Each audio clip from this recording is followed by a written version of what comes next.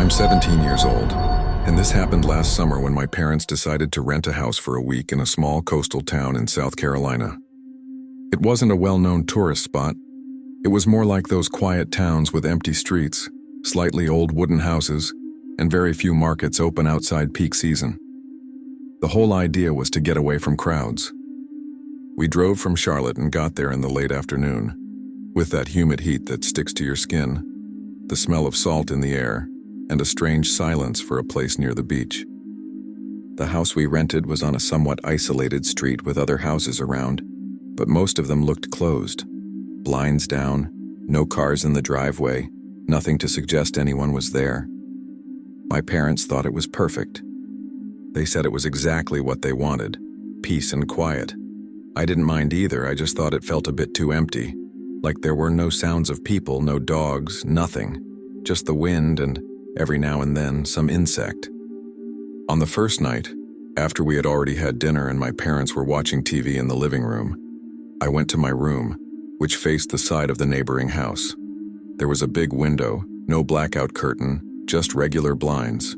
I was on my phone, lying down, when I noticed a light turning on in the house next door. At first, I didn't think much of it. I figured maybe someone else had rented it and had arrived late. But then I started paying closer attention. The house during the day looked completely empty. No car, no lights, nothing. And now there was a light on downstairs, like in the living room. I watched for a few seconds, trying to see movement inside, but the angle made it hard to see clearly. After a while, someone appeared on the porch. It was a man. He just stood there, leaning slightly on the railing, looking directly toward our house. It didn't seem like he was just casually looking around. It was fixed. I didn't know if he could see me, so I stayed still, trying not to draw attention. The way he stood there gave me a strange feeling, like he had been there even before the light came on. I kept watching for a few more seconds, trying to figure out if I was overreacting or if it was actually strange. The guy did absolutely nothing. He didn't check his phone, didn't look away, didn't seem to be waiting for anyone. He just stood there, body slightly leaning forward as if trying to see better inside our house. I started feeling that discomfort you try to ignore at first, like it's probably nothing. But at the same time, you can't stop paying attention. The light inside his house stayed on, but it was dim, kind of yellowish, making everything look old. I thought about closing the blinds, but I was afraid of making a movement and him noticing I was watching. So I slowly turned my face away, grabbed my phone, and pretended to be distracted. But every few seconds I looked again. And he was still there in the same position, staring toward our house like he had a reason for it. After a few minutes, I decided to get up and go to the living room, act normal, and see if my parents had noticed anything too. When I passed through the kitchen, I even stopped for a moment, looking through the window facing the front of the house. But from there, I couldn't see the neighbor. My parents were calm, my dad watching some random show and my mom on her phone. I thought about mentioning it, but at the time it felt kind of stupid to say, "There's a guy staring at our house," especially without being sure of anything. So I stayed quiet. I went back to my room a few minutes later, half expecting him to be gone. When I got to the window and looked again, the porch was completely empty. The light inside the house was off too. It happened so fast it felt strange because it hadn't even been 5 minutes since I left. I didn't see him going inside, didn't hear a door, nothing. Everything was just dark again, like no one had ever been there. At the time, I tried to convince myself it must have been in my head, or that the guy just went inside quickly and I didn't notice.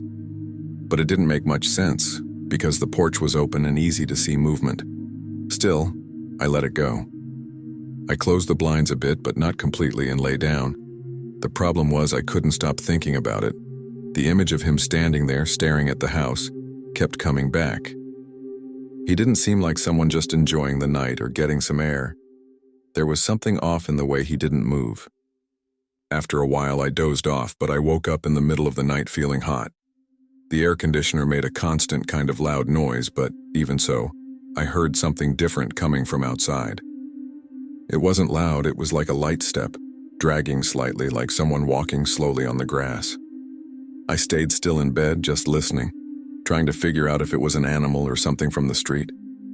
The first thing I did was check my phone for the time. It was almost 3 a.m. The room was dark, with only a very faint light coming through the window. I lifted my head a little and looked toward the blinds. They weren't fully closed, so I could see part of the side yard. At first, I didn't see anything, just the shadows of plants moving with the wind. But after a few seconds, I realized someone was there, not far from the window. It was the same silhouette from before. The man. He wasn't in his house anymore. He was inside our yard, standing sideways as if he was looking at the wall of the house, or listening to something inside. My body froze instantly. My first thought was that I was mistaking it for a shadow, but then he moved. It was a minimal movement, like adjusting posture, but enough to remove any doubt. He was really there. I stayed completely still, trying to control even my breathing so I wouldn't make noise. My first reaction was to wake my parents, but at the same time I didn't know exactly what to say without sounding like I was freaking out. But I couldn't ignore it. He wasn't just watching from afar anymore. He had crossed into our side. I kept watching, trying to understand what he was doing. He stood there for a few seconds, then took a very slow step toward my bedroom window. That's when my body reacted for real, like a cold feeling running down my spine. I quickly lay back down, pretending to be asleep, but left a small gap in the blind so I could keep seeing. He got closer to the wall, so close that I could see his body shape better, but still not his face.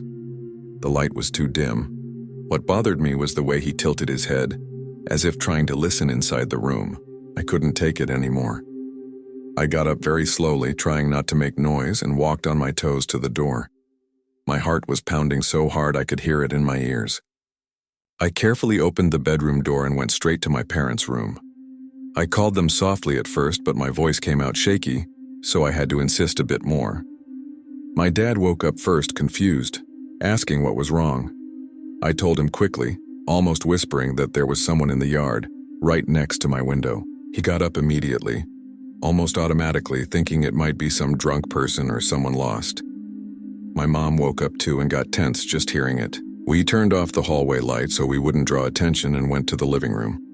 My dad went first to the front window, trying to see something outside, but from there you couldn't see the side yard. So he slowly walked to the kitchen, where there was a glass door that gave a better view of that side. When he got close to the door and looked outside, he froze. I was right behind him and saw his reaction instantly. He didn't say anything for a few seconds, just kept staring. My mom asked what was happening, and he answered quietly, like he didn't want to be heard. There is someone there. At that moment, I felt a strange relief for not imagining it. But at the same time, the fear got much worse. My dad kept looking for a few seconds, trying to figure out what to do. The man was still there, but now he wasn't leaning against the wall anymore. He was a few steps away, facing the house, completely still. It felt like he knew we were inside, but he didn't make any move to leave. This didn't look like someone who entered by mistake or someone trying to steal something. It was something else. My dad grabbed his phone and said he was going to call the police, but before that, he made a noise on purpose at the door, like a warning that someone was awake. The man didn't react immediately. Only a few seconds later, he slowly turned by us and started walking toward the back of the yard, not in a hurry at all. We stood there for a few seconds, just watching him move away. My dad was already dialing, and I couldn't take my eyes off that guy walking slowly, like nothing was happening. He didn't run, didn't look back, didn't try to hide his face. He just kept going toward the back of the property, where there was a low fence separating the yards. The strange part was that even in the dark, it looked like he knew exactly where he was going, as if he already knew the place. My dad started talking to the police, explaining the situation quickly, giving the address and saying there was someone in the yard. Meanwhile, my mom and I stayed by the glass door, trying to follow the movement. When he reached the fence, he simply climbed over it without any difficulty and went back into the yard of the house next door. And that's when I felt something even worse, because that confirmed he really was coming from there.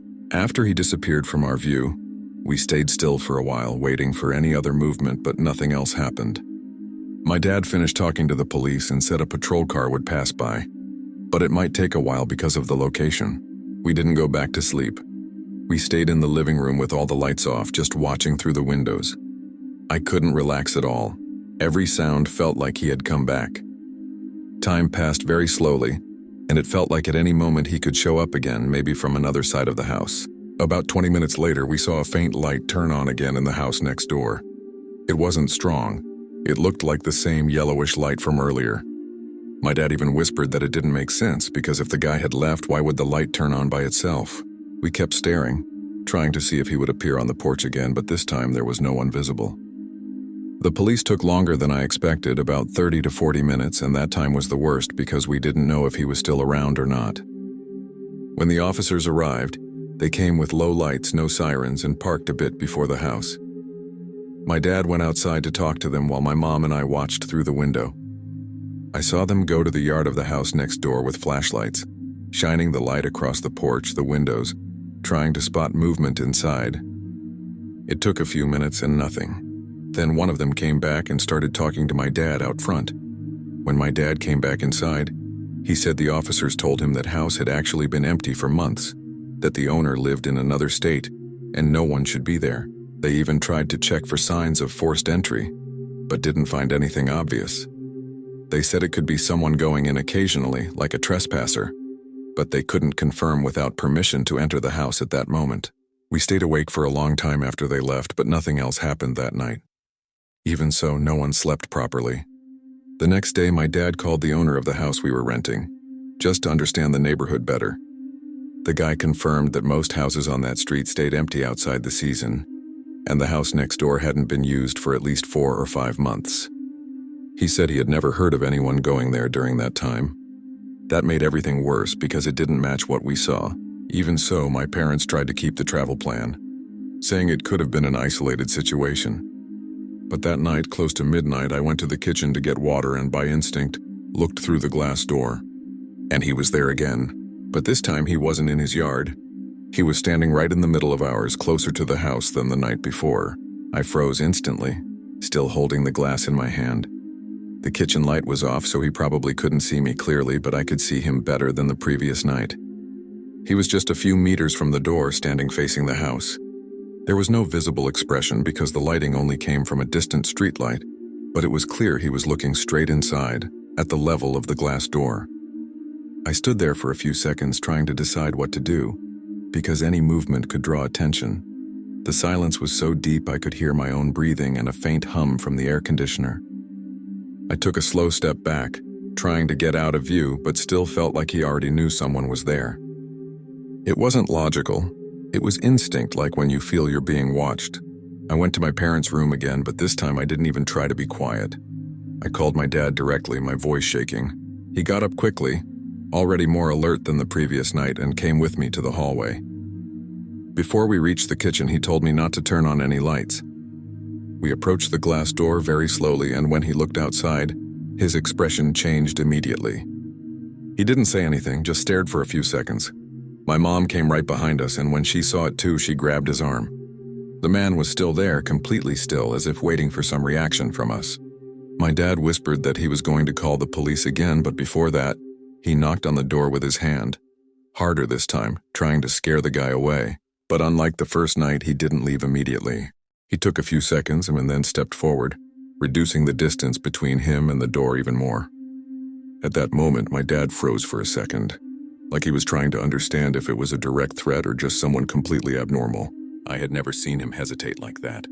My mom tightened her grip on his arm, like asking him not to open the door under any circumstances. I stayed a few steps back, unable to take my eyes off the scene. The man didn't say anything, didn't gesture, didn't try to force his way in. He just stood there a few meters away, staring. My dad then grabbed his phone and called the police again, speaking faster, more directly, saying the man had returned and was now practically at the door. While he was talking, I noticed the man slightly tilt his head, as if listening to my dad's voice from inside. After a few seconds, which felt much longer, he finally moved. But he didn't leave right away like before. He took 2 steps to the side, moving out of the door's direct line, and slowly turned his body, looking around the yard as if analyzing something. Then he started walking, this time toward the side of the house exactly where my bedroom window was. My stomach dropped instantly. I knew exactly where he was going, and there was nothing I could do to stop it. My dad finished the call and said the police were on their way, but it might take time again. We stood there listening. The sound of his footsteps on the grass was soft, but we could follow it. Within seconds, the sound stopped, and then that heavy silence again. That's when I heard it, very faint, a dry tap on my window. It wasn't loud, but clear enough to leave no doubt. It wasn't a branch or wind, it was a tap, short, sharp, like someone touching the glass with a finger or the tip of their hand. My body froze instantly. I looked at my dad and he noticed it too because he lifted his head in the same direction. My mom started getting more nervous, asking what that was, but no one answered. We stayed silent, just listening. A few seconds later, it happened again. 2 taps this time with a short gap between them. My dad took a deep breath and told us quietly not to move. He grabbed a kitchen knife, more out of instinct than anything, and started walking slowly down the hallway toward my room. I followed him without thinking, even with my body heavy with fear. When we got close to my bedroom door, we could hear a faint scraping on the glass, like someone slowly running their hand across the window. It wasn't loud, but it was continuous. My dad stopped before entering and listened for a second, like he was trying to calculate what to do. Then he opened the door quickly all at once and went in. I was right behind him. The window was there with the blinds partially closed, exactly how I had left them. The noise stopped instantly. My dad walked up to the window and pulled the blinds open in one motion. Outside, there was no one. Just the dark yard, still grass, and the fence in the distance. No movement, no sound. It was like no one had been there seconds before. We stood there for a few seconds trying to find any sign, but there was nothing. The police arrived shortly after, faster than the previous night. They searched around the house, checked the yard, shined flashlights everywhere, including the side where my window was. Again, they found nothing. No clear footprints, no movement, nothing.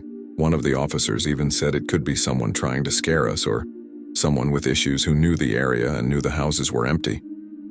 But even he sounded unsure while saying it. We decided not to stay there anymore. That same morning, we packed everything and left. Since then, what stays in my head the most isn't even the fact that someone entered the yard.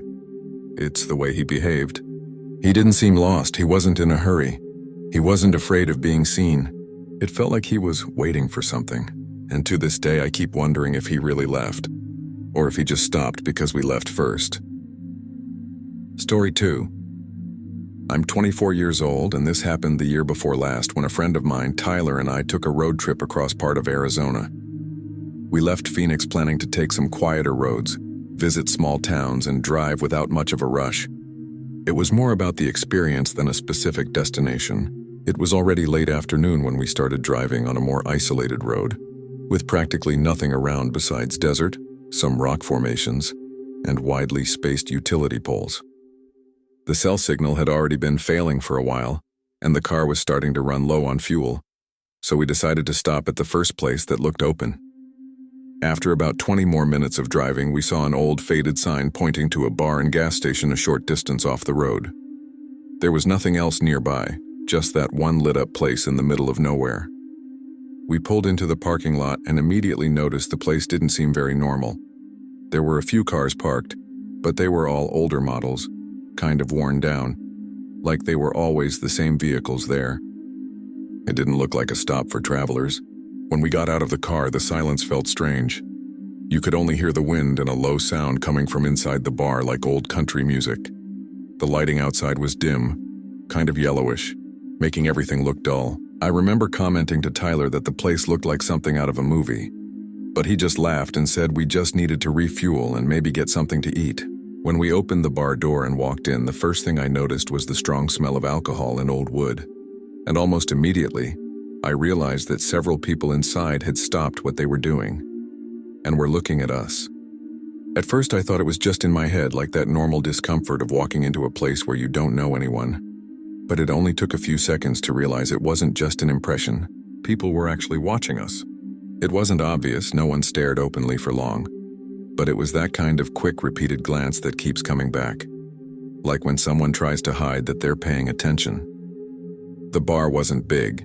There was a worn wooden counter, a few scattered tables, and about 6 or 7 men sitting around, most of them older, wearing simple clothes, caps, plaid shirts. No one looked like a traveler. No couples, no different groups. It felt like everyone there had known each other for a long time. Tyler tried to act normal and gave a quick nod like a greeting, but no one responded. They just went back to what they were doing, still glancing over from time to time. We walked up to the counter and sat down. The bartender was wiping a glass with a cloth, looking at us with a neutral expression, but not a friendly one. He didn't ask what we wanted right away. He just stood there for a few seconds in silence like he was waiting for us to speak first. I ordered 2 beers and asked if they had anything to eat. He answered shortly, said they only had some simple snacks. That part was fine. But then he asked something that already felt strange. He asked exactly where we were coming from, mentioning towns along the route we had taken like he was trying to confirm something. I gave a vague answer without going into detail, but he kept the conversation going in a way that felt too specific, asking which road we had taken, if we had passed a certain stretch, how long we had been driving. It didn't feel like normal bar talk. It felt more like someone trying to map our route. While he was asking these questions, I started paying closer attention to the rest of the place. The music was still low, kind of scratchy, like it was coming from an old radio. No one seemed to be actually drinking or talking normally. Everything felt slow, almost stiff. A guy at a table near us kept staring at his glass for too long without moving, and every now and then he would glance up in our direction. Another guy was leaning against the wall with his arms crossed, and he never fully looked away, even when we noticed. Tyler tried to break the tension with a quiet comment, saying the place was different, but I could tell he was uncomfortable too. I felt that internal warning you can't really explain, but that tells you something isn't right. It wasn't just that the place was strange. It felt like we weren't supposed to be there. The bartender placed the beers in front of us and stayed there for a few more seconds, watching. I thought he would leave to attend to someone else, but he just stood there, like he was waiting for something more from us. That's when he asked where we were heading next. I said we were just going to keep driving, continue the trip. He nodded slowly but didn't say anything else. He just walked away. I looked at Tyler and we understood each other without saying anything. We weren't staying there. Not even finishing the drinks felt like a good idea. Nothing explicit was happening, no one was threatening us, nothing direct, but the whole environment felt wrong. Like everyone there knew something we didn't. We stayed for about 2 more minutes just so we wouldn't suddenly rush out, but we had already decided to leave. We stood up calmly, trying not to draw attention, left the money on the counter and walked toward the door. No one said anything as we left, but you could feel them following us with their eyes. When we opened the door and stepped outside, the air actually felt lighter compared to the atmosphere inside. Even so, the silence in the parking lot felt strange, heavy, like the entire place was frozen. I heard the door closing behind us and had the feeling that someone inside had stood up, but I didn't look back. We got into the car quickly, barely speaking, and Tyler started the engine immediately. As he maneuvered to leave, I looked in the rearview mirror and saw 2 people coming out of the bar and heading toward different cars. Not in a hurry, but directly. We got back on the road and started driving without saying much, just trying to put distance between us and that place. After a few minutes, I looked in the rearview mirror again and saw headlights appearing behind us. At first, I didn't think it was strange, it could be any car. But then another one appeared, a bit farther back in the same direction. I didn't say anything right away, I just kept watching. Both cars kept a steady distance, not too close, not too far. The road was basically straight at that stretch, so it was easy to see. After a while, I told Tyler that there were 2 cars behind us since the bar. He looked in the mirror and stayed silent for a few seconds. We didn't need to say much to understand that it didn't feel like a coincidence. Tyler increased the speed a little, not abruptly but enough to test it. I kept watching in the rearview mirror, trying to see if they would match it. They did. They didn't tailgate us, didn't flash their lights, nothing obvious. They just stayed there at the same distance like they were calculating exactly how much space to keep. The road was dark with no lighting at all in that stretch, just our headlights and theirs in the distance. After a few minutes, Tyler deliberately slowed down a bit. Both cars slowed down too, almost at the same time. That's when the discomfort turned into something else. There was no more pretending it was a coincidence. I felt the tension rising fast, like realizing you've stepped into a situation you don't control. We started quietly discussing what to do. There wasn't much of an option. It was just road desert on both sides, no gas stations, no visible houses. The cell signal didn't work, so calling someone wasn't an option. Tyler said he would try turning onto a side road if one appeared, just to see if they would follow. It didn't take long for a dirt road to appear on the right, poorly marked. He turned in abruptly without signaling. I immediately turned to look back. Both cars kept going straight for a few seconds, and then, almost at the same time, slowed down and made a U-turn. That's when I knew for sure. They weren't just going the same way. They were following us, Tyler didn't say anything after that. He just pressed harder on the gas down the dirt road. The car started shaking from the uneven ground, kicking up dust behind us. I kept watching the rearview mirror, and within seconds their headlights appeared again, turning onto the same road. That confirmed everything. There was no doubt anymore. My heart started racing, and I felt that cold sensation in my body that has nothing to do with temperature. It was fear. The road had no lighting at all, just our headlights illuminating short stretches of ground with rocks, holes, and some dry bushes on the sides. We had no idea where that road led. It could end nowhere, it could make things worse. But going back didn't feel like an option either. After a few minutes driving like that, Tyler spotted a more open area ahead, like a patch of packed dirt, maybe used by trucks or something. He quickly turned the wheel and drove into it, turning off the headlights right after. The car was in complete darkness, the engine running for a second before he turned it off too. We stayed completely silent, breathing lightly, trying not to make any sound. I could barely see anything, just dark shapes around us. A few seconds later, the headlights of both cars passed along the main dirt path without slowing much. We saw the light crossing in the distance and disappearing. That gave an immediate sense of relief, but it didn't last long, because less than a minute later, the light came back, slower this time, and then it turned onto the same dirt road we had taken. The light moved forward very slowly, different from before. It wasn't like someone just passing through anymore. It felt like I felt my whole body tense up, like any movement would give us away. Tyler made a hand gesture for complete silence, but it wasn't even necessary. I was holding my breath without realizing it. The headlights moved deeper into the road and began sweeping the ground, lighting up patches of dirt, some bushes, and for a moment came close enough to where we were hiding that I thought they would stop right there. But they didn't. They kept moving slowly, like they were looking for something specific. There was no way to know if they had seen us turn in or if they were just checking. After a few seconds, the second car appeared too, following behind the first, keeping that same distance as before. Both cars continued down the road for a few minutes that felt much longer. Their lights gradually got farther away until they disappeared completely. We still stayed there without starting the car. Without speaking, just listening, I could hear my own heartbeat and, every now and then, the sound of the wind passing through the dry plants. Tyler waited a few more minutes before saying anything. He said quietly that we needed to leave, but not by the same road.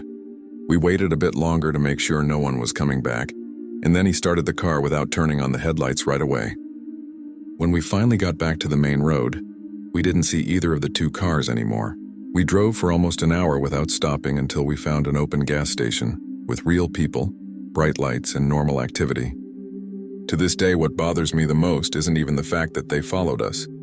It's remembering that bar, the way everyone looked at us, the bartender's questions, and how those two cars left almost at the same time we did. It didn't feel like a place people passed through. It felt more like a point where they knew exactly who was arriving and decided who was worth following afterward. Story 3. I'm 29 years old, and this happened last year during a long trip I was taking alone across part of Nevada. I was leaving California and heading toward Utah without rushing, stopping in small towns along the way. It was already nighttime when I started feeling too tired to keep driving. The road was almost empty, just a few trucks passing occasionally, and my cell signal was already very unstable. I didn't want to drive in that state, so I decided to stop at the first place I saw. After a few minutes, I spotted a roadside motel, one of those very simple ones with a flickering neon sign that was barely working. It didn't look like much, but it had lights, a few cars parked outside, and the front desk was open, so I figured I could spend the night there.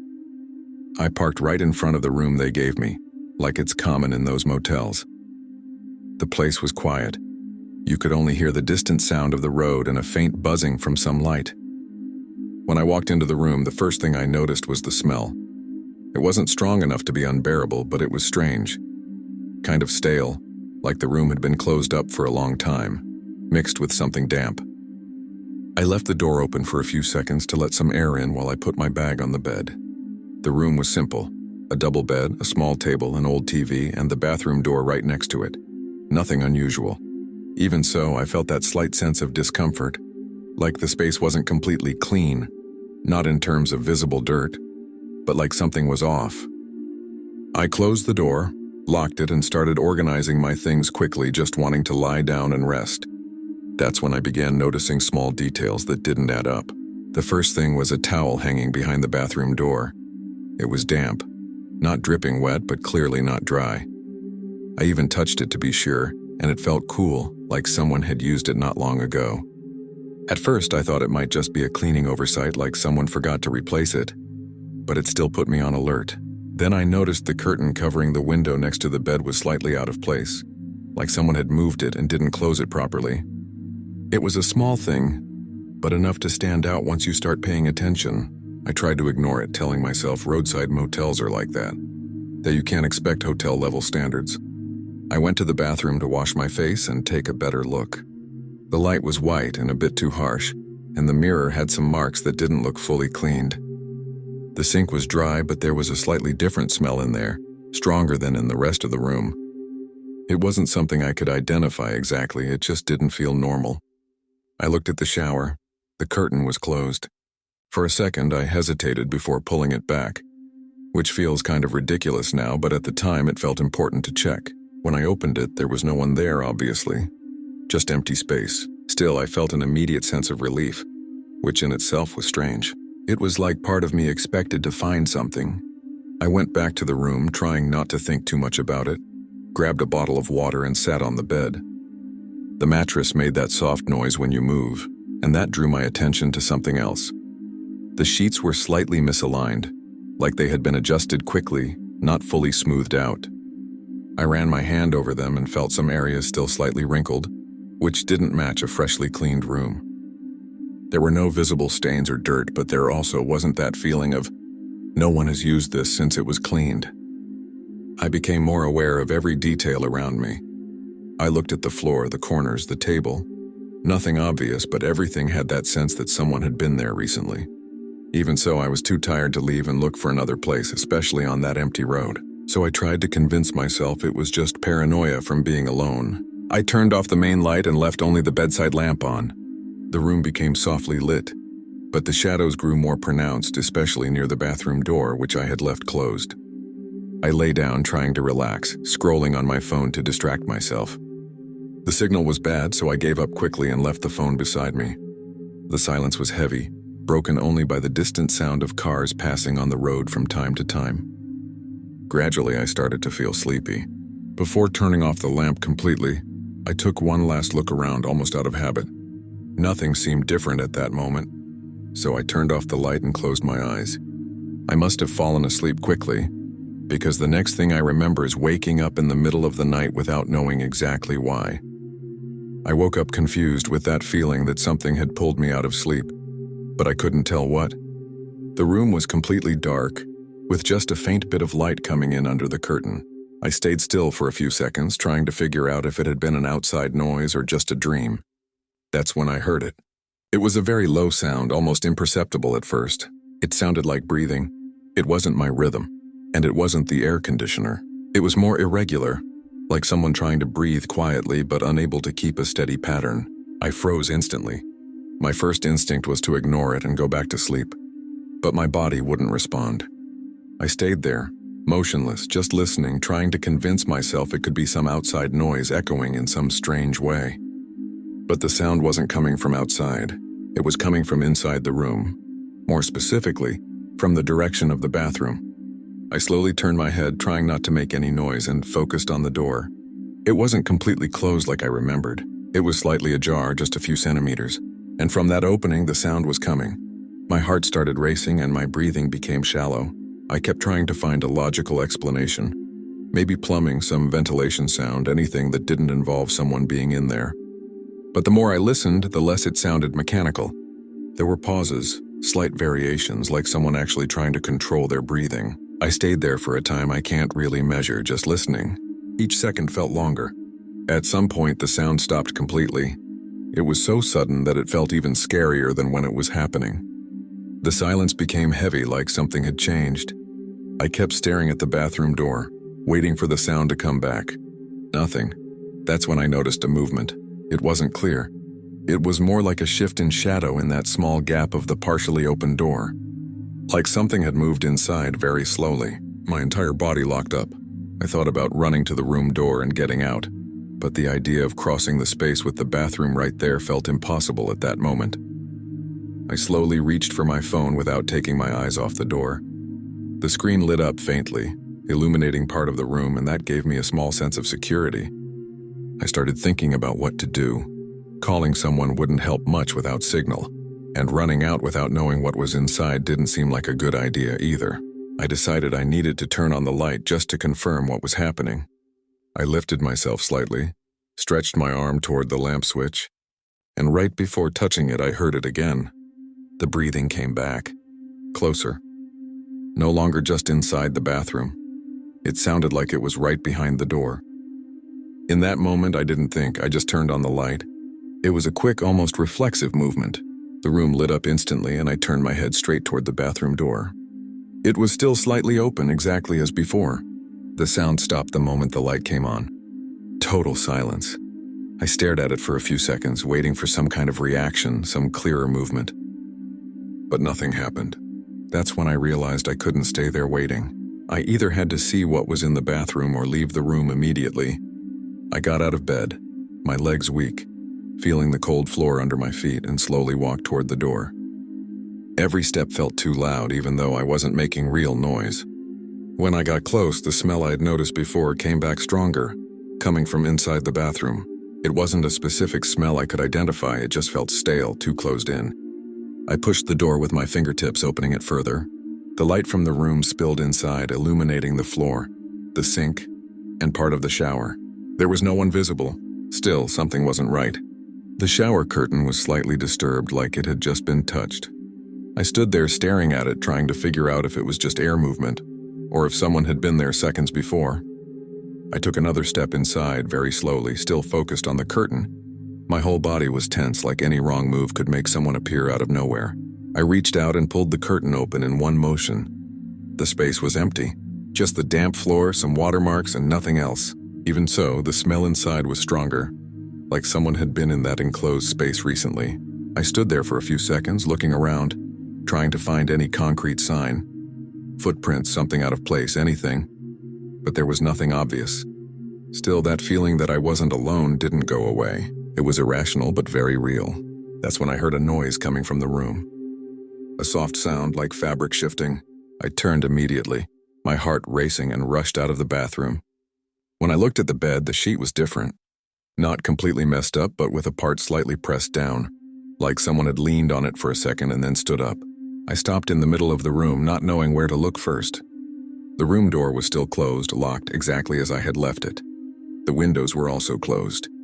There was no obvious way for someone to have entered or left. And yet, something had clearly moved in there. I didn't think twice. I grabbed my bag, my phone, everything within reach, and went straight to the door. My hands were shaking as I unlocked it. I opened it quickly and stepped outside without even looking back. The cold night air hit me instantly, and that was the first real sense of relief I felt. I went straight to my car, got in, locked the doors, and started the engine. I didn't wait long. I left as fast as I could. Only after a few minutes on the road, already far from the motel, I stopped at a gas station that was still open, with bright lights and people around. Later, when I managed to calm down a bit, I checked my things. My bag was normal, nothing had been taken, but one thing made me stop. I always leave my jacket folded on top of my suitcase when I travel, and it wasn't there anymore. It was on the floor of the room next to the bed, like someone had moved it. I'm sure of how I left it, and the worst part is, to this day, I can't say when that happened, whether it was while I was asleep or while I was looking at the bathroom. Story 4. I'm 31 years old, and this happened a few months ago, when my girlfriend Rachel and I were traveling through the interior of Oregon. We had left Portland earlier and were heading toward a smaller town, where we had booked a place to stay for the night. The plan was to take the trip slowly, but we ended up leaving later than expected and drove most of the route at night. It was a very isolated area, with a lot of rural land, little lighting, and practically no traffic after a certain hour. The GPS had been working fine up to that point, guiding us along the main roads.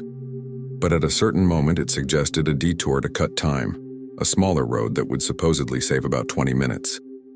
We hesitated for a few seconds, but since we still had a long way to go and it was already late, We decided to follow it. The road started out normal, paved but narrower and with no lighting at all. Only the car's headlights illuminating what was ahead. After a few minutes, the pavement turned into a rough dirt road with some sections full of holes. I even commented to Rachel that it didn't seem right, but the GPS kept indicating that route is correct. We had no cell signal in that area, so we couldn't check another route. The only option was to trust the GPS. The problem was that after a while I started noticing strange details along the way. We passed a broken wooden fence on the right side of the road. I noticed it because it was very crooked with some parts fallen onto the ground. It wasn't something you see often, so it stood out. A few minutes later we passed a sign lying on the ground, partially covered in dust like it had been knocked down a long time ago. You couldn't read what it said, but it looked like some kind of old signage. I even joked to Rachel that the road seemed too abandoned to be a reliable shortcut. She laughed lightly, but I could tell she was uncomfortable too. The silence around us was complete. No houses, no distant lights, nothing. Just the road and the sound of the car moving over the dirt. We kept driving, expecting that at some point the road would return to something better. But after a few more minutes, I saw the same broken fence again. At first, I thought it could be another similar one, but as we got closer, it was clearly the same. The same fallen pieces, the same crooked section. I felt immediate discomfort, but tried to find a logical explanation. Maybe the road had made a wide curve and we were passing the same area from another side. It didn't seem impossible. I didn't say anything at the time, just kept driving. But a few minutes later, we passed the same fallen sign again. And this time, there was no doubt. It was exactly the same. That's when I said out loud that it didn't make any sense. Rachel stayed silent for a few seconds, looking out the window, and then confirmed she had noticed it too. We tried to remember if we had taken any different turn, any unnoticed loop, but there was nothing. The road was practically straight in that stretch with only slight curves. Nothing that would justify returning to the same point. I looked at the GPS expecting some kind of explanation, and it still showed the route normally, as if we were moving forward. The map showed no repetition at all, but in reality we clearly weren't going anywhere. I slowed down a bit, trying to pay more attention to the road. Rachel started glancing back occasionally, uneasy like she expected to see something. That's when she said we should turn back. It felt like the most logical decision at that moment. I agreed and looked for a place to turn around, but the road was narrow and uneven. After a few meters, I found a slightly wider spot and managed to turn the car with difficulty. When I aligned the car in the opposite direction, I felt some relief, like we were finally doing something right. We started heading back along the same path, now in the opposite direction, trying to pay attention to every detail to confirm we were actually leaving. At first, it seemed normal. We passed some loose dirt patches, some larger rocks, until after a few minutes, Rachel went stiff in her seat and said quietly, "That's not possible." I already knew what she had seen before I even looked properly. The broken fence was there again, on the same side with the same fallen pieces. I felt a tightness in my chest instantly. It made no sense. We had just turned around. We were supposed to be leaving that point, not returning to it. I stopped the car for a few seconds, trying to think calmly. The engine running, the headlights lighting the empty road ahead, and that silence around us that felt heavier than before. Rachel asked what we were going to do, and I didn't have a good answer.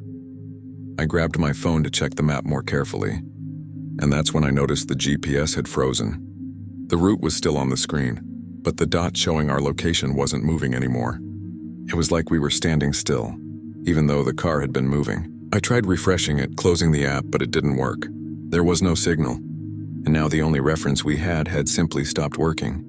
We stayed there for a few more seconds, trying to decide what to do, when Rachel told me to look in the rearview mirror. I hadn't noticed, but there was something back there.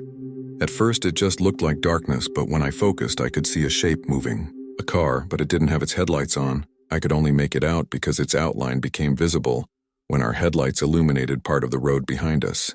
It was at a medium distance, not too close, not too far, and it seemed to maintain exactly that space. I felt immediate discomfort, because that wasn't normal in any situation. No one drives on a dark road in the middle of nowhere, with their headlights off. I started the car again and began moving slowly, keeping my eyes on the rearview mirror. The car behind us started moving too. It didn't speed up to catch us, didn't fall behind. It just maintained the same distance, as if it were adjusting its speed to match ours exactly. Rachel kept staring as well, trying to make out more details, but it was impossible. We couldn't see who was driving or even clearly identify the model. Just that dark silhouette following us on that unlit road. I felt that shift from being lost to being followed. I kept driving, now trying to maintain a steady speed just to observe its reaction. The road stayed the same. No new landmarks, just the uneven ground and emptiness on both sides. The car behind us didn't change anything. It didn't get closer, didn't fall back. It was like it was locked at the same distance, regardless of what I did. I tried speeding up and it matched. Then I slowed down again and it slowed too. It was becoming impossible to ignore. Rachel asked if I thought it might be someone from the area, maybe someone who knew the road better. But it didn't make sense for anyone to drive without headlights just to follow another car in the middle of nowhere. After a few minutes like that, a fork appeared ahead. There was no sign, nothing indicating which way to go. Just two options. One continued more to the right, looking tighter and more enclosed, and the other seemed more open, but still completely dark. I slowed down, looking both ways, trying to decide quickly. The GPS wasn't helping anymore, the map was still frozen. Rachel suggested we take the more open path, since at least it seemed less tight. I agreed and turned the wheel. As soon as we entered that new stretch, I looked in the rearview mirror. The car behind us took the same turn without hesitation, maintaining exactly the same distance as before. The road we chose became even more isolated. There were no more fences, no visible markers at all. Just thicker trees on both sides and the narrow dirt path. The headlights illuminated only a short distance ahead, and everything beyond that was total darkness. I started to feel a strange weight, like we were going deeper and deeper into a place with no exit. The car behind us was still there, the same way, without headlights, maintaining distance as if calculating every move. I wasn't trying to understand it anymore, I just wanted to get out of there. After a few minutes, Rachel quietly said she had seen something ahead. I slowed down and focused more on the road. At first it looked like just part of the terrain, but as we got closer it became clear.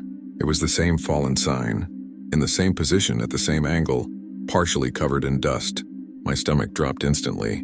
There was no way to explain that logically anymore. We had changed direction, taken another road, and still returned to the same point. I stopped the car without thinking, staring at it, trying to understand what was happening. That's when Rachel told me not to stop. When I looked in the rearview mirror, the car behind us had also stopped, and even in the dark I could tell it was a little closer than before. Not by much, but enough to notice that the distance had decreased for the first time. I didn't wait. I just hit the gas and drove past the sign without slowing down. The car shook more because of the holes, but I didn't care. I just wanted to get out of there as fast as possible. Rachel stared ahead, tense, as if expecting something to appear on the road. I glanced quickly in the mirror and saw the other car moving again. And now it wasn't maintaining the same distance anymore. Slowly, it was getting closer. Not fast, but steadily. That was enough to make me even more alert. I increased the speed as much as I could without losing control on that road. After a few minutes like that, I started to see something different ahead. At first, it looked like a lighter spot in the darkness, but as we got closer, it became clearer. It was a larger paved road crossing the dirt one. I felt immediate relief because that meant a real way out. I turned the wheel without thinking and entered the main road. As soon as the car stabilized on the pavement, I looked in the rearview mirror one last time. The car that had been following us stopped right at the entrance of the dirt road. It didn't follow us onto the main road. It just stayed there, motionless, without headlights. A dark shape at the start of the path. We didn't say anything for a few minutes. I just kept driving, now on a lit road with the cell signal slowly coming back. When I finally checked the GPS again, it started working normally, and it didn't show any road where we had been. Just the main highway, as if that detour had never existed. To this day, what bothers me the most isn't even the fact that we got stuck on that road. It's thinking that at some point we left the normal route and entered a place where someone was already waiting. Story 5. I'm 25 years old, and this happened last summer when 3 friends and I rented a house near the beach in a more isolated area along the California coast. We wanted to avoid crowded beaches, so we chose a more remote place, the kind that barely shows up in tourist guides. It was a simple wooden house with a partial ocean view and a short trail leading down to the sand. The area was beautiful, but very quiet, especially at night. There wasn't much movement, no nearby bars, just a few scattered houses along the coast, most of them empty at that time. We arrived in the late afternoon, got everything set up, made a simple dinner, and stayed in the living room talking while it got dark. After a while, two of my friends went to bed early, and I stayed up with Mike on our phones and occasionally looking out at the ocean through the living room window. The wind was cold even though it was summer, and you could hear the constant sound of waves breaking. Outside lighting was minimal, just a dim porch light and whatever came from the moon. At one point, Mike said he had seen something strange in the water. I thought he was joking, but he kept staring, looking serious. I got up and walked to the window to see better. At first, I didn't see anything besides the movement of the waves, but after a few seconds, my eyes adjusted, and I noticed a dark shape farther out in the ocean. At first, it looked like just a shadow between the waves, but the longer I stared, the clearer it became that it wasn't natural movement. It was a silhouette. Still, I squinted, trying to focus better, and realized it had the shape of a person about chest deep in the water. The strange part was that it barely moved, just slightly shifting with the waves, and it was facing the house. I immediately felt uncomfortable, because that beach had been practically empty since we arrived. There was no one around, especially not someone going into the ocean at night with that cold wind. Mike stayed silent for a few seconds too, staring. He asked if I was really seeing that, and I said yes. We tried to figure out what it could be. Maybe someone swimming, but it didn't make sense to stay that still for so long, not approaching or leaving the water. And there was no light, no equipment, nothing indicating normal activity. I even thought about turning on the porch light to see better, but at the same time I was afraid of drawing attention. It felt like that person had already been watching the house before we even noticed them. We stayed there for a few more minutes, trying to see if it would move more clearly, but nothing changed. The silhouette remained in the same position, with only small shifts from the water. I started feeling that kind of uneasiness you can't ignore. So I told Mike maybe we should just close the curtain and forget about it. He agreed immediately without arguing, which showed he was uncomfortable too. We pulled the curtain closed and went back to the living room, trying to act normal, but the atmosphere had completely changed. It wasn't that light, relaxed vacation feeling anymore. There was something wrong out there. We stayed up a little longer, talking quietly, but every now and then one of us would glance toward the window, even with the curtain closed. After a while, we decided to go to sleep too. I went to the bedroom closest to the kitchen, while the other two were in a room at the end of the hallway. Before lying down, I kept thinking about that silhouette, trying to find a logical explanation, like someone fishing or something like that. But nothing really fit. Still, I fell asleep, probably more from exhaustion than peace of mind. A few hours later, I woke up to a sound that didn't make sense in that situation. It was a soft but constant sound, like drops falling onto a hard surface. At first, I thought it might be a leak in the sink or something like that, but as I became more awake, I realized it was coming from the kitchen. I stayed in bed for a few seconds just listening, trying to figure out if it was something normal about the house. But the pattern was strange. It wasn't like a faucet dripping at a steady rhythm. It was irregular, like water falling from something moving or something still wet. I slowly got up, feeling the cold floor, and carefully opened my bedroom door without making noise. The hallway was dark, with only a faint light coming from the living room. The dripping sound was clearer now. I took a few steps toward the kitchen, and that's when I saw the floor. There was water, not a large puddle, but several wet marks spread across the floor, reflecting the little light coming from the living room. I froze, trying to understand where it was coming from, and then I noticed the pattern. It wasn't random water. They were footprints, wet footprints starting near the back door and leading into the house. I stood there for a few seconds, trying to process it. The footprints were clear enough to see the shape of a foot, but not perfectly defined. More like when someone walks with wet feet on a cold floor. Irregular but unmistakable. And the worst part was the direction. They came from the back door, crossed the kitchen, and continued into the hallway toward the bedrooms. I felt a chill run through my body instantly, because that meant someone had come in, and not long ago. The water was still fresh, reflecting the light. I immediately looked at the back door. It was closed, but it didn't seem fully set in the frame, like it had been shut without being properly secured. I stepped closer, trying not to make noise, and saw that the lower part was slightly damp, as if water had run inside from there. I touched the doorknob and it felt cold. I can't explain why that bothered me so much, but it gave me the feeling that someone had touched it recently. I stepped back immediately. My first instinct was to wake everyone up, but at the same time, I didn't want to make noise without fully understanding what was happening. I stood there for a few seconds, trying to decide what to do, but I couldn't wait. This wasn't something I could ignore. I went back to the hallway and walked straight to Mike's room, knocking softly at first, but getting no response. Then I knocked harder and called his name. He woke up confused, asked what was going on, and I just said I needed him to come see something, trying to keep my voice low. When he opened the door and stepped into the hallway, I pointed at the floor.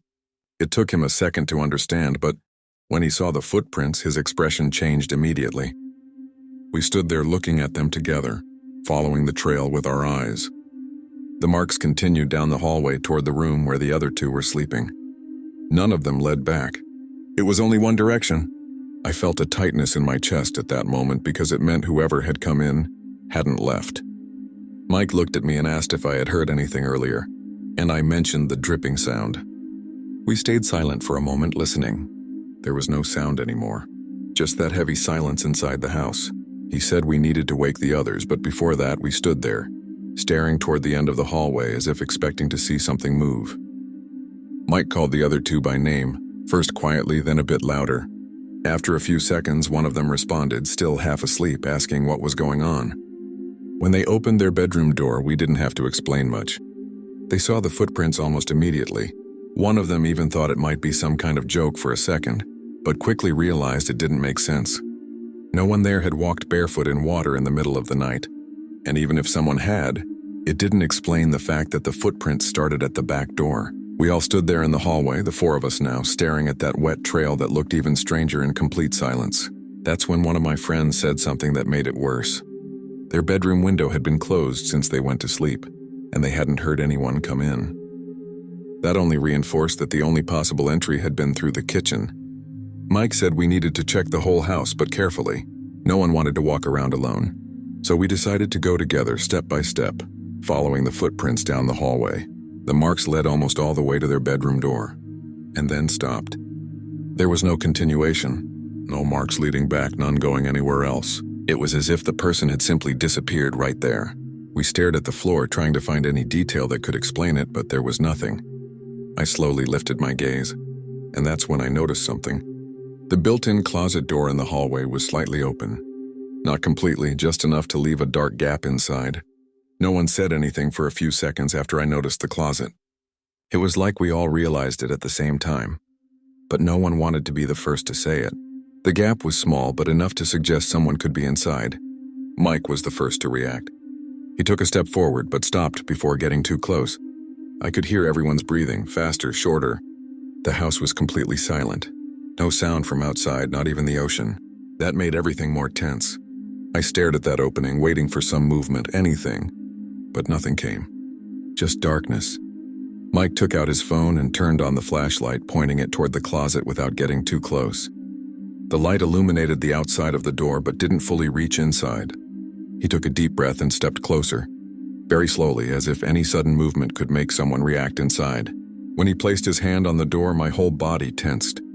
He paused for a second, looking at us as if confirming he was about to do it. And then he pushed the door open in one motion. The light flooded inside, and there was no one there. Just some old boxes, folded blankets, and a closed, stale smell. Even so, something wasn't right. We stared into the closet for a few seconds, as if still expecting someone to move in the back. But there wasn't enough space for anyone to really hide. It was shallow, just boxes and a few items scattered around. Still, the smell inside was different. Stronger, slightly damp, similar to what I had noticed in the kitchen. Mike shined the light into every corner, even under the boxes, and found nothing, but that didn't solve the main problem. The footprints were still there, stopping exactly in front of the closet without continuing anywhere. I started feeling like we were dealing with something that didn't make sense, and that made everything worse. One of my friends said we needed to leave immediately, and no one disagreed. There was no point trying to understand anything else at that moment. We went back to the kitchen together, grabbing phones, keys, anything important. When we got near the back door, I noticed another detail. The doorknob was wet on the outside too, like someone had held it coming from outside in. The floor just inside still had small drops of water, like it had dripped recently. That only reinforced that someone had really entered from the beach, and that immediately made me think of the silhouette we had seen hours earlier in the water. We opened the door carefully and looked outside. The night was the same. dark with the sound of waves in the background and no visible movement on the sand. There was no one there. Even so, the feeling that someone could be out there, watching from some dark spot, was strong. We didn't waste any more time. We got in the car and left right away, without even thinking about staying until morning. To this day, what bothers me the most isn't even the fact that someone entered the house. It's that the footprints stopped in the hallway, as if the person had reached that point, and simply didn't need to leave the same way they came in. Story 6. I'm 34 years old, and this happened at the beginning of last winter, when my wife and I rented a cabin in a more isolated area of Montana. We found the place through a direct listing with the owner. No major platform, just a negotiation through messages. The idea was to spend a few days away from everything. No signal, no noise, just rest. The cabin was in a very remote area surrounded by trees with a long dirt road leading to it. When we arrived, it was already late afternoon, and the place looked exactly like in the photos. Simple but comfortable, with a small living room, an open kitchen, and a bedroom in the back. The owner wasn't there. He had left the key hidden just like we had arranged. On the first day, everything was calm. We organized our things, cooked, lit the fireplace, and just enjoyed the silence. There was almost no sound besides the wind moving through the trees and the occasional creak of the cabin wood. It was only the next day that things started getting strange. I woke up earlier than my wife and went to the kitchen to get coffee. That's when I noticed one of the chairs was out of place. It wasn't something obvious, but I clearly remembered leaving everything organized the night before. At the time, I thought maybe my wife had moved it during the night, so I didn't pay much attention. But when she woke up, I mentioned it casually, and she said she hadn't gone into the kitchen during the night. We tried to ignore it, saying it could just be faulty memory or something we had overlooked the day before. But throughout that same day, other details started to appear. I had left a package of food sealed on the counter, and when I went to grab it later, it was open. Not completely torn, but clearly tampered with, like someone had handled it and then closed it again carelessly. My wife also mentioned that the back door was unlocked, even though she was sure she had locked it before going to sleep. That started to bother us more, because it wasn't just one isolated detail anymore. They were small things that together didn't make sense. We even considered the possibility of an animal getting inside since the area was remote, but there were no signs of mess. Nothing knocked over, nothing chewed. Everything was basically in place, just disturbed, like someone had been there without wanting to leave obvious traces. In the late afternoon, we went outside for a bit to walk around the cabin, just to better understand the surroundings. There were no other houses visible nearby, just forest and the dirt road we had taken to get there. When we came back, it was already getting dark, and as we stepped into the cabin again, I immediately felt something was off. It wasn't something I could point out right away. It just felt like the environment was different from when we had left. I paused at the door for a few seconds, trying to understand what had changed, while my wife walked in ahead of me. That's when I noticed the fireplace. We had left only the ashes from the previous day, already cold. But now there were more recent pieces of wood inside, like someone had moved things around or even lit it again at some point. There was no fire at that moment, but the ashes were disturbed and it looked like they had been moved recently. I looked at my wife and asked if she had done that before we left, but she immediately said no. That was no longer something we could explain as distraction or memory failure. We stepped fully inside and started looking around more carefully. Nothing looked messy, but several small things were out of place. A glass I had left in the sink was dry and positioned differently. One of the coats hanging near the door was slightly shifted, like someone had brushed against it. It wasn't enough to prove anything, but combined with everything else, it created a very clear feeling that someone had been there while we were out. My wife started getting more nervous, asking if it could be the owner, if he had a spare key. I remembered he had never mentioned coming back, nothing like that. And even if it was him, why enter without saying anything? We stood there in the middle of the room for a few minutes, just trying to figure out what to do. The idea of someone entering the cabin while we were away didn't make sense, especially in such an isolated place. I even went to the front door and checked the lock. There were no signs of forced entry, nothing damaged. The key worked normally. That only made things worse because it meant whoever had entered had access. My wife suggested calling the owner, but the cell signal inside the cabin was practically non-existent. We would have to go outside and find a higher spot to try to get a connection, and by then it was already dark. We decided to stay one more night, and if anything strange happened again, we would leave early in the morning. We locked everything more carefully this time. Front door, back door, windows, everything. I even placed a chair against the back door handle just in case. After that, we tried to act normal, made a quick meal, and stayed in the living room with the fireplace lit. But the atmosphere wasn't the same anymore. Every small noise made us look in the same direction. The silence of the forest outside felt heavier, like we were more exposed than before. We went to bed earlier that night, more out of exhaustion than peace of mind. I remember waking up in the middle of the night for no clear reason. That kind of light awakening, like some sound had pulled me out of sleep. At first, everything seemed normal. The bedroom was dark with just a bit of light coming through the window. I stayed still for a few seconds, listening. That's when I heard it. A sound coming from the living room. Footsteps. They weren't loud, but distinct enough not to be confused with the creaking of wood or the wind. It was the sound of someone walking slowly, carefully, like they didn't want to make noise. My body froze instantly. My wife was still asleep beside me, so I tried not to move too much. I just listened, trying to understand the pattern of the steps. They moved back and forth across the living room with small pauses in between. It didn't sound like someone lost or disoriented. It sounded like someone moving with purpose. After a few seconds, I slowly reached out and touched my wife's arm, waking her without speaking. When she opened her eyes, I signaled for her to stay quiet. We both lay there listening, and the footsteps continued. We stayed like that for a few seconds, just listening. Not knowing exactly what to do, I thought about getting up to check. But the idea of leaving the bedroom without knowing who was in the living room didn't feel safe at all. My wife gripped my arm, clearly understanding the situation. The footsteps stopped for a moment and the silence returned. But this time it didn't feel calm. It felt like the kind of silence where someone is standing still, waiting. I took a deep breath and slowly slid out of bed, trying not to make any noise. The wooden floor creaked slightly and each sound felt too loud. I walked to the bedroom door and paused before opening it, listening one more time. Nothing. No footsteps, no movement. I placed my hand on the doorknob and felt it was cold. That didn't necessarily mean anything, but it made me more tense. I looked at my wife, who was sitting on the bed watching me, and then slowly turned the handle. The door opened with a slight creak. The living room was dark, lit only by a few embers from the fireplace. I stepped out of the bedroom, and that's when I saw him. He was there, standing in the middle of the living room. He didn't move when I appeared. He just stood there staring in my direction. The lighting was low, but it was enough to recognize his face. It was the cabin owner. It took me a second to process that, because it didn't make any sense for him to be there in the middle of the night inside the house, without any warning. My first reaction was to ask what he was doing there, but my voice came out low, strained. He didn't answer right away. He stayed silent for a few seconds, like he was thinking about what to say. My wife came up behind me, still in the bedroom, and saw him too. After a few seconds, he finally spoke.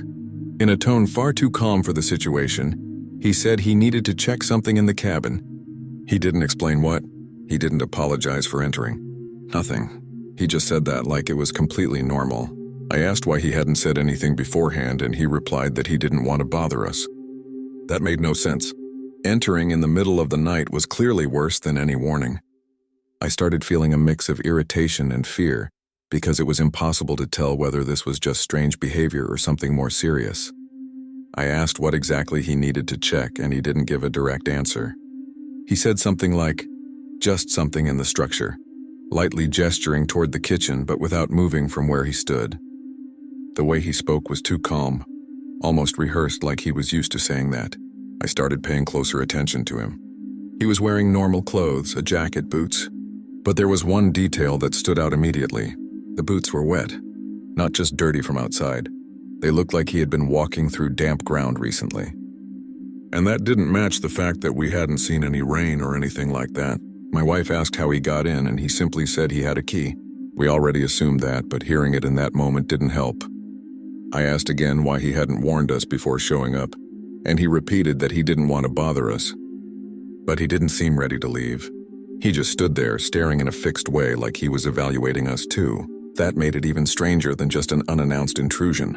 It was his behavior. He didn't seem like someone who realized he had done something wrong. He seemed like someone who thought it was completely normal. The silence after that became heavy. I waited for him to make some movement, to say he was done or that he was leaving, but he did nothing. He just stood there calm, barely blinking. My wife took a step back, clearly uncomfortable, and I felt we couldn't stay in that situation much longer. I said we were leaving that same night, trying to keep my voice steady. He didn't respond immediately. He just tilted his head slightly like he was processing what I said. That made me even more uneasy, because it didn't feel like a normal reaction. After a few seconds, he finally said, "There's no need for that." Still in the same calm tone, like he was trying to convince us to stay. That's when I knew for sure the best decision was to leave immediately. I didn't wait for anything else. I went back to the bedroom and grabbed our things as quickly as possible, while my wife did the same. We didn't even pack properly, just took the essentials. When we returned to the living room, he was still in the same spot. He didn't try to stop us. He didn't say anything else. He just watched us leave. We passed by him, keeping our distance, opened the door, and went straight to the car without looking back. We drove for a long time until we got a signal and found an open place. The next day, when I tried to look up the cabin listing to understand the situation better, it was gone. No reference, no page, nothing. As if it had never existed. To this day, what bothers me the most isn't even that he entered without warning. It's that from the way he behaved, it clearly wasn't the first time. I'm really grateful for staying until the last minute. It's always good to know that you're here, listening to every detail.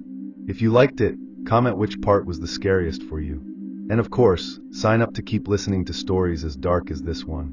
See you in the next video.